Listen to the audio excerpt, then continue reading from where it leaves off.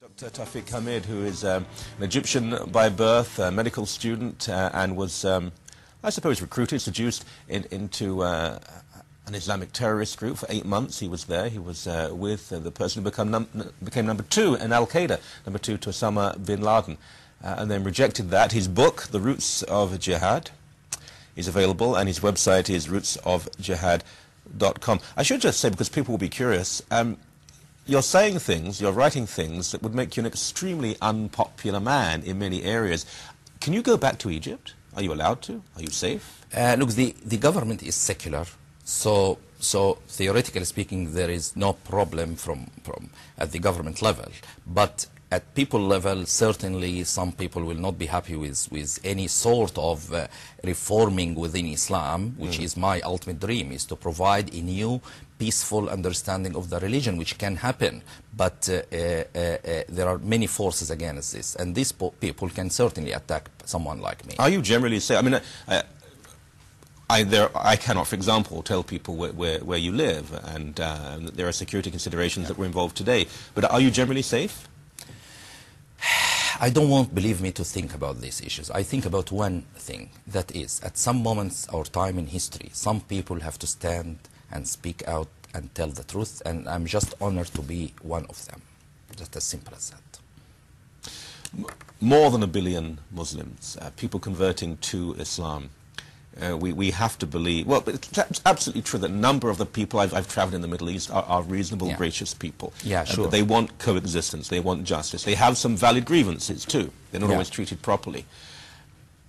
You mentioned how we can deal with fundamentalism. But what about those Muslims who will say, look at the Egyptian government. There are brutal police officers in Egypt. It's a police state in many ways. I mean, there's torture. And America backs it, America props it up. You can't expect ordinary Egyptians to say, that's good, we'll just... They're looking for some form of escape, surely. When you analyze this issue, we should clearly understand that there could be 2 problems or 3 problems, but this doesn't mean that if one problem exists, the other does not exist. Okay? So the whole issue, yes, there could be some problems, other problems, but this does not mean there is no problem with these violent parts of the current or Salafi Islamic teaching. There are. So it's like AIDS virus is bad, can damage people, and cancer also can kill people. So the existence of cancer does not mean that AIDS does not exist. So there could be 2 problems or 3 problems, but you have to address all of them, not one of them, and try to figure everything around this problem and forget about all the others.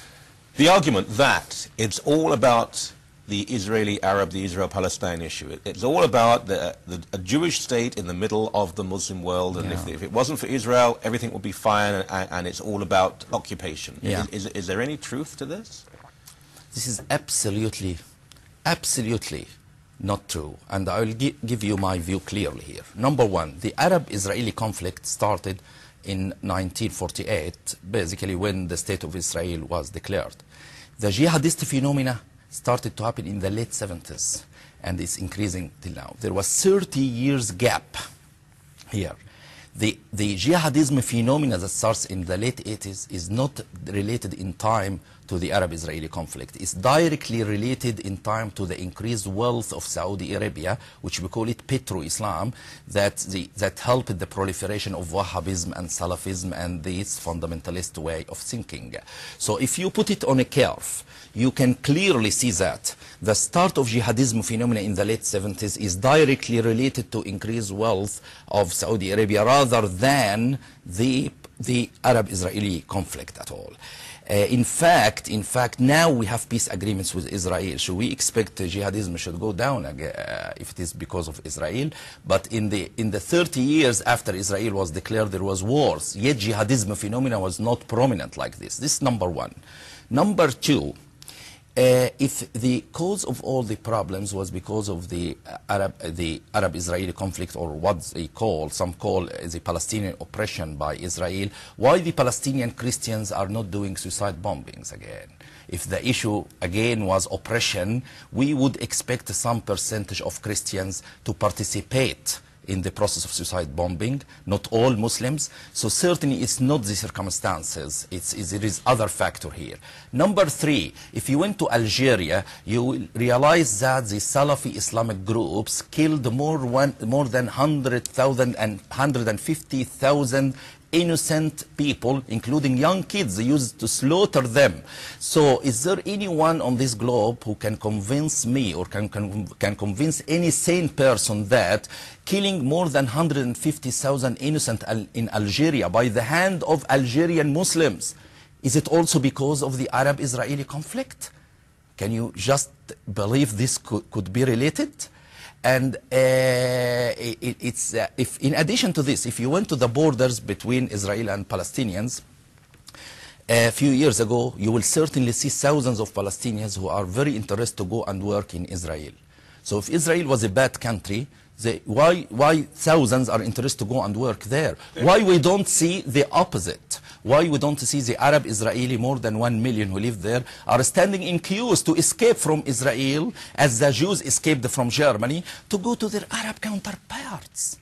But come on. You see, we only see queues in one direction. Yes, and we should accuse in others, but they were desperate for work and for money. The Arab countries They should go to Saudi Arabia or Egypt or any other place. But just a moment, they say the Israelis are killing the Muslims, they are doing that, while, just let us be honest, Israel allows mosques to be built inside Israel, compared to Saudi Arabia that does not allow any church or allow you to even have a Bible or allow any book that contradicts the basic Islam. So it's extremely unfair. Okay, if the Israel deals with Arab in a bad manner, we would expect the 1 million and more Israeli Arabs to flee from Israel. Why this is not happening? It's just called in science indirect evidence. It's clear evidence that the Arabs who live under the Israeli control are in a good standard of living. They don't need to flee. They are not oppressed. Why the Palestinians who live under the Palestinian Authority, under their own Arab leaders, are the ones who are frustrated? So it's not Israel here. It is the leadership that itself. I'm not sure if I would agree with you completely. I would certainly agree, though, that when it comes to religion, there is utter hypocrisy because, yes, Islam is followed in Israel, mosques are built, are respected, and yes, in most Muslim countries, if, for example, you try to build a synagogue, forget about it. And more. Back in a few moments.